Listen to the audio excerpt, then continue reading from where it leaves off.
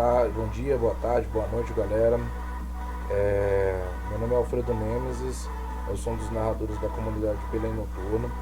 E, bom, eu tô mandando esse vídeo agora porque, infelizmente, na sessão 2 do grupo Mão de Midas, infelizmente nós tivemos uma falha técnica e eu não consegui gravar a sessão devidamente. Então eu tô fazendo esse vídeo aqui agora, justamente para poder narrar os fatos que ocorreram. Lembrando que também no vídeo 01 também teve uma falha, porque depois que quando ele encerra, ele vai justamente para a reunião do personagem do Kleber, o Victorious, onde simplesmente o vídeo corta exatamente na sessão, sendo que tinha mais pelo menos umas meia hora de jogo ainda. Então eu vou fazer um resumo dos eventos que ocorreram, para que possa ficar um registro em vídeo de tudo que ocorreu, tanto nesse final dessa sessão 1, como também da sessão 2. Então vou começar a partir de agora. E o primeiro relato que tem é justamente quando o Victorious chega no Hotel Hudson, onde ele encontra a toreadora, que é a Alice Soares.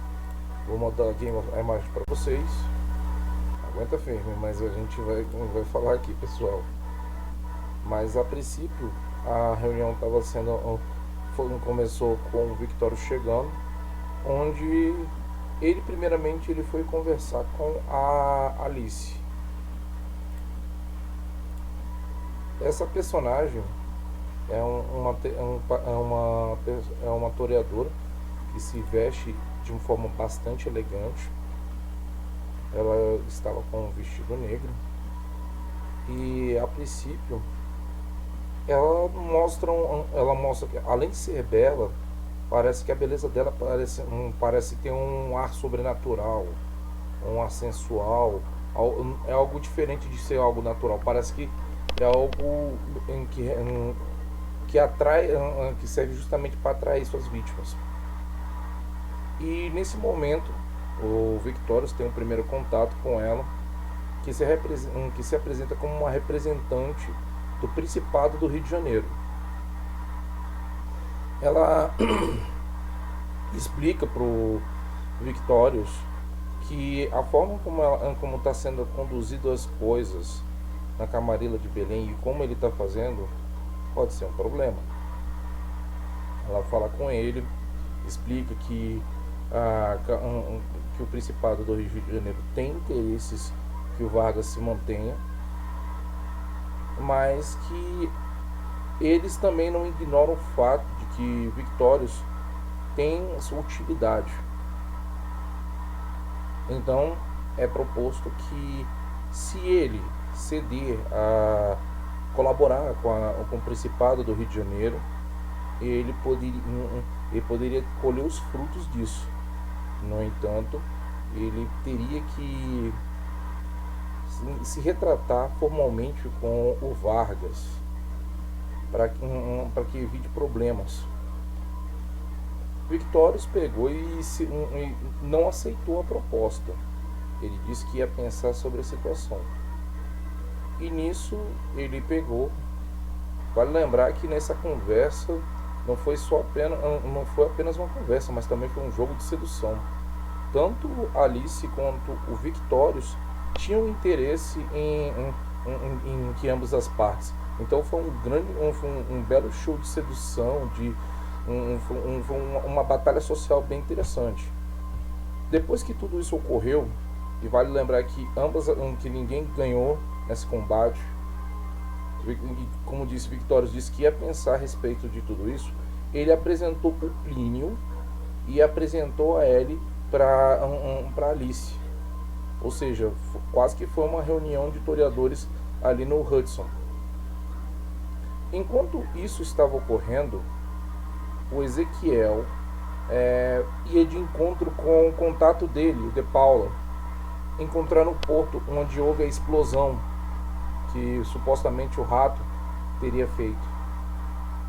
A princípio, o De Paula queria uma certa, como poderia dizer a palavra, queria garantir que eles poderiam ter uma conversa privada sem chamar a atenção de policiais.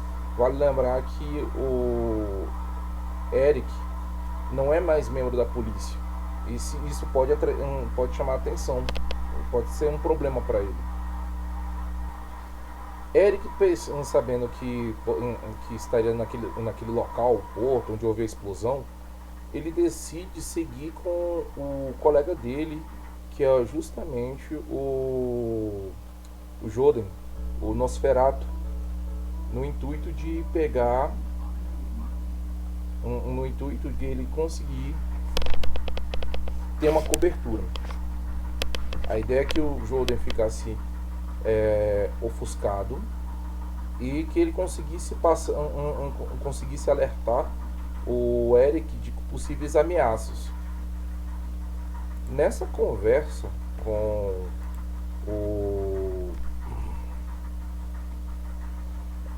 De Paula, ele explica que por conta de algumas pessoas poderosas da política, o policiamento na área do Reduto, Cidade Velha, Campina, que são justamente os domínios da mão de Midas, seriam reduzidas drasticamente e que seria dado para outras áreas metropolitanas devido à questão da pandemia. Além disso, ele informou que houve um relatório da Secretaria de Segurança Pública que apontava que os explosivos usados na destruição do porto poderiam ter partido de 3 empreiteiras, sendo que uma delas era White Castle, que é justamente a empreiteira do Victorious. Ou seja, as investigações iriam convergir para a empresa do Victorious. Mesmo que não seja boato, com certeza que não tenham partido, isso traria problemas futuramente. Além disso, o De Paula descobriu que um matador de aluguel, conhecido como Dimitri, que atuava bastante na área de Osasco, poderia estar chegando na cidade e que ele é bastante perigoso. Enquanto isso estava acontecendo, enquanto que o Eric e o De Paula estavam tendo essa conversa um pouco afastados, o Joden, ele meio que está verificando a área, checando, e ele percebe que enquanto eles estavam conversando, um grupo de pessoas armadas estava se aproximando, se esgueirando, tomando cuidado para se posicionar, para realmente pegar ambos de surpresa. Joden, usando o ofuscação, ele vai procurando uma melhor posição e tenta usar animalismo para alertar o Eric. Ele manda uma abelha para chamar a atenção do mesmo, já que eles não estavam usando ponto, não estavam usando nada que pudesse ser usado para se comunicar. Porém, o Eric não percebeu. E o que aconteceu? O Joden teve que ser rápido, ele teve que ser certeiro, ele precisava fazer alguma coisa. E ele quebra a sua ofuscação invocando o seu enxame de abelhas para atacar um dos invasores, que, sendo atacado pelas abelhas, imediatamente ele dispara, chama atenção, só que já era tarde, o ataque já tinha começado, e imediatamente o Eric é alvejado por várias balas, ele é obliterado. Quem lembra da cena do Platoon, do cara levando vários projéteis, sendo alvejado, é a cena completa que acontece. E nesse momento eles veem que ele é alvejado, mas ele não cai. E isso chama muita atenção. Ou seja, teve uma quebra de máscara. Porém que, além dessa quebra de máscara, tem a questão do Joden, que usou o seu enxame de abelha. Esse enxame acaba matando aquele atirador. Isso também é outra quebra de máscara. Então, nem preciso dizer o quão caótico fica a situação. De Paula, vendo aqueles tiros, ele corre, ele se abriga, mas tentando buscar uma oportunidade para poder sair dali o quanto antes.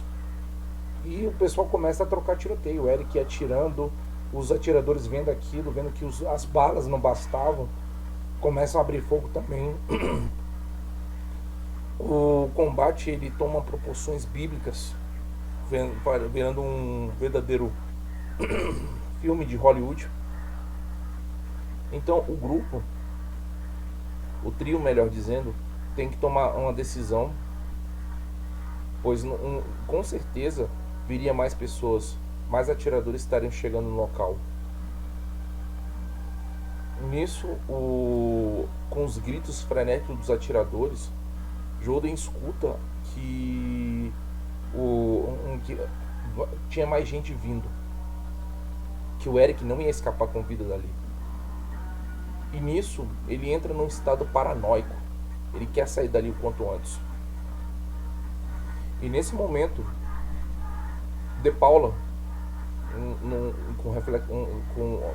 com um ímpeto de sobrevivência, ele corre pro carro e grita chamando tanto o Eric quanto o parceiro dele. E eles literalmente saem cantando pneu dali, sendo baleado, o carro baleado, o vidro estilhaçando. Eles conseguem sair dali por um triz. Nesse momento, o Ezequiel, que está retornando para sua casa, ele recebe uma boa notícia do seu empregado, que alerta, falando que avisa que o Elias Nassan, o primigênio Ventrui, havia retornado sua carta naquela mesma noite, falando que gostaria de conversar com ele na noite seguinte. E nisso Ezequiel vai repousar, aproveitando, gozando dessa possibilidade. Porém a noite não é satisfatória para Jordan, que além de estar sobre aquela situação, ele estava faminto, porque o uso do poder aumentou sua fome. Então ele precisava se alimentar, mas tentava resistir, segurou até a noite seguinte, mas a fome estava se tornando perigosa, pois a qualquer momento a besta tomaria de conta. Ele poderia matar alguém. E o grupo, Ezequiel, meio que ao chegar ao local se surpreende, porque ele encontra marcas de sangue pelo refúgio. Ele vê que alguém estava ferido.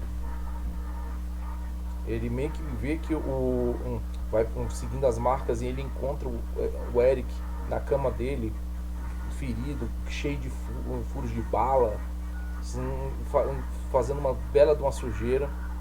E isso, ele até argumenta o que diabos que aconteceu, mas as explicações foram vagas.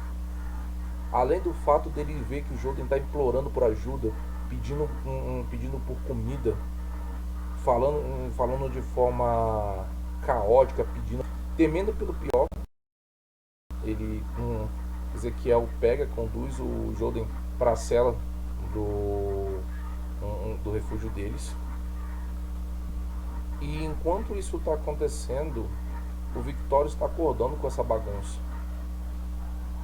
E meio que para poder lidar com isso, para poder pelo menos diminuir um pouco a bagunça que está sendo gerada, ele vai e oferece o seu próprio sangue numa taça, para que ele possa diminuir a fome dele.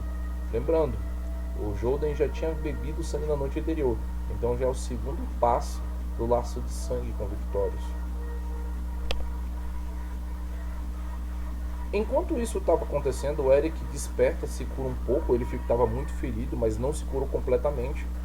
Ele sai em busca de alimentos para que ele possa se alimentar, se curar e ao mesmo tempo ele possa achar uma refeição para que o Jordan possa comer.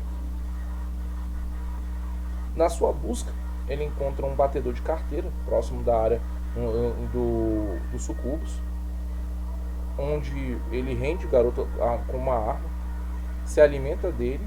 O garoto acha até estranho o que aconteceu, mas ele conseguiu passar. O Eric passa a perna sobre no que ele disse. E nesse momento, quando ele se alimentou, ele sentiu a ressonância melancólica do sangue que ele se alimentou. Ele sentiu o mal que o garoto tinha, não a maldade, mas as atribulações que ele enfrentou. E meio que se sentiu compelido a tentar ajudar esse garoto. Imediatamente ele deu alguns trocados que tinha na sua carteira e falou com o rapaz para que ele voltasse na noite seguinte. Seu nome era Bruno e saiu, pois ele agora tinha que encontrar uma alimentação viável pro Joden. Só que ele não teve tanta sorte e acabou encontrando uma prostituta de aparência bem questionável. Essa prostituta tentou usar seus encantos no Eric, mas ele ofereceu um bom dinheiro para que ela o acompanhasse. E lá ele levou aquela prostituta para os sucubos, onde os funcionários até riram, observando que o Eric estava com seus gostos questionáveis com aquela mulher. Chegando lá, ele se depara com a cena onde está Victorious, tá com Ezequiel. A mulher se encanta vendo o Victorious, até porque ele é muito bonito. E o Victorious tenta convencer ela a participar de algum joguinho, só que ela meio que fica relutante, afinal de contas, o que estava acontecendo, porque ela estava entrando naquele clube com aqueles homens tão bonitos. Victorious, sem paciência, usou presença para deixar ela mais suscetível. Porém, ao usar presença, ele também foi conduzido pela besta para um estágio de destruição àquela mulher, onde ele precisava fazer ela sofrer de alguma forma. A besta estava mexendo com seus impulsos, e quando ele estava conduzindo ela para frente para levar até a cela onde estava o Joden, assim que abriram a cela para colocá-la lá dentro, Victorious pegou a cabeça dela e projetou contra a parede, que bateu com muita força. Até ele se surpreendeu, porque a força colocada foi excessiva, cortesia da besta. E não foi só isso, abriu o crânio dela, vazou sangue, e imediatamente a mulher começou a convulsionar. Ou seja, Victorious tinha causado um traumatismo craniano naquela mulher. E nesse instante, sem pensar duas vezes, Joden parte para cima dela para se alimentar. Afinal, o gosto do sangue era convidativo. E ele começa a se alimentar da mesma, meio que luta contra os seus impulsos para não matá-la, mas ele sente o peso na sua consciência por ter que se alimentar daquela mulher. Porém, quando já era tarde, ele não conseguiu ajudar mesmo. Ele acabou não matou ela, mas a ausência de chamar por uma ajuda para salvar ela, fora o ferimento, acarretou na morte daquela mulher. Enquanto isso, um tempo antes, Salim, um membro da milícia de sangue, recebeu uma mensagem junto com a sua colega Angel, e imediatamente ambos entraram em contato para combinar de irem juntos ao encontro no Sucubus Club para saber o que estava acontecendo. Eles se programaram, se arrumaram, foram até o local. Lá foram encaminhados imediatamente para a sala de reuniões, enquanto que a coteria Mão de Midas tinha que lidar com o fato com o corpo daquela prostituta morta, que eles tinham que pensar, só que eles não teriam tempo para isso, pois seus convidados haviam chegado. Victorious, Eric e Ezequiel seguiram ao encontro de Salim e Angel, enquanto que Joden ficou contemplando a situação de ter aquele corpo ali, saber que tinha aquele cadáver ali para resolver aquela questão. Afinal de contas, como que ele lidaria com aquilo? Como que aquele peso daquela situação refletiria na sua consciência? Ele ficou ali pensativo sobre isso. Enquanto isso, na sala de reuniões da Mão de Midas, o Victorious, Eric, Ezequiel conversavam sobre uma questão problemática que ocorreu. Explicavam sobre o fato de Salim ter caçado no domínio da Mão de Midas. Angel ficou chocada, pois sabia que o seu companheiro era alguém precavido e não tentaria algo absurdo. Porém, Victorious tinha uma solução para para essa situação. Eram coterris aliadas e não tinham por que terem retaliações pesadas sobre isso.